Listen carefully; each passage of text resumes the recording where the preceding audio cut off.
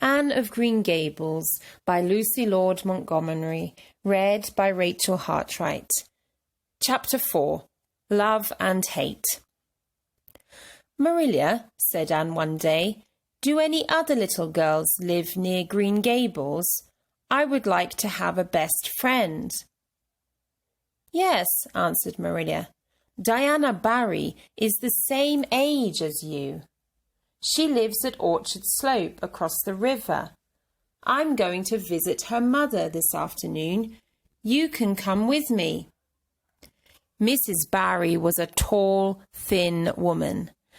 Diana was a very pretty little girl with black hair and dark eyes. She had a little sister, Minnie May. Minnie May was 3 years old. "Diana, take Anne outside with you," said Mrs. Barry.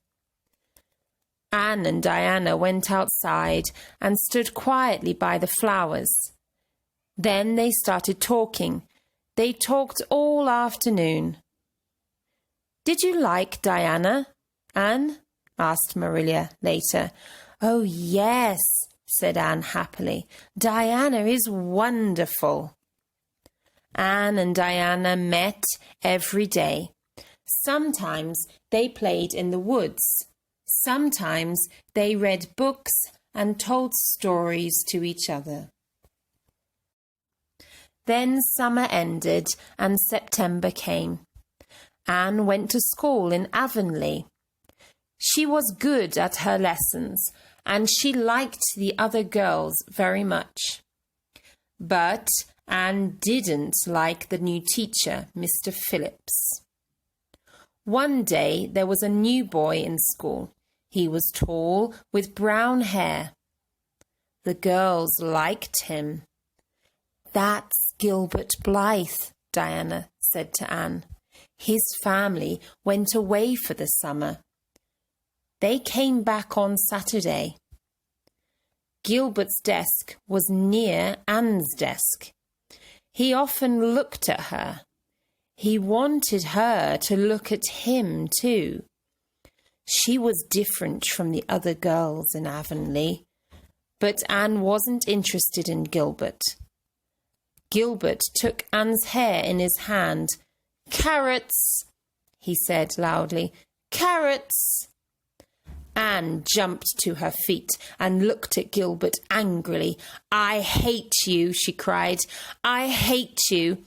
She hit Gilbert on the head with her slate, and the slate broke. Everybody looked at her. Mr. Phillips ran to her. "Anne Shirley, what are you doing?" he asked. "Answer me now." "Anne didn't do anything wrong," said Gilbert quickly. "I was rude about her hair." "Anne, go and stand in front of the class," said Mr. Phillips. Anne stood in front of the class all afternoon. Everybody looked at her, but Anne didn't look at anybody. "I'll never speak to Gilbert Blythe again," she thought. After school, Gilbert tried to talk to Anne, but she walked past him. "Don't be angry with Gilbert, Anne," said Diana. "He laughs at my hair because it's very black." "Gilbert Blythe was very unkind to me," said Anne. The children often played outside after lunch. Sometimes they were late for afternoon school. The next day, Mr. Phillips was in the classroom when Anne arrived with flowers in her hair. "Anne Shirley, you're late," Mr. Phillips said. "Take those flowers out of your hair now. Then go and sit with Gilbert Blythe." "I can't sit next to Gilbert," Anne thought. "I hate him." She got up slowly from her desk and sat down next to Gilbert. But she didn't look at him. She put her head on her arms. A little later, Gilbert pushed some candy under Anne's arm. Anne took the candy and threw it onto the floor. At the end of the day, Anne took her slate and her books. "What are you doing, Anne?" asked Diana in surprise. "I'm taking my things home," said Anne. "I'm going to study there. I'm never coming back to this school again." Later, Anne told Marilla about Mr. Phillips. "I'll learn my lessons at home," she said. "I'll work hard and I'll be a good girl, I promise. But I'm not going back to school to see Mr. Phillips." Marilla went to see Mrs. Lynde. "What shall I do?" she asked her. "Leave Anne at home," said Mrs. Lynde. "She'll get bored eventually. Then she'll want to go back to school." Anne learned her lessons at home, and in the evenings she played with Diana. She loved Diana, but she hated Gilbert Blythe.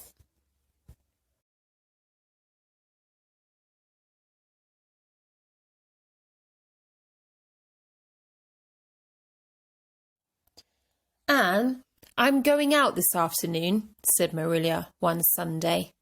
"You can invite Diana here for tea. There's a cake and a bottle of fruit cordial on a shelf in the kitchen closet."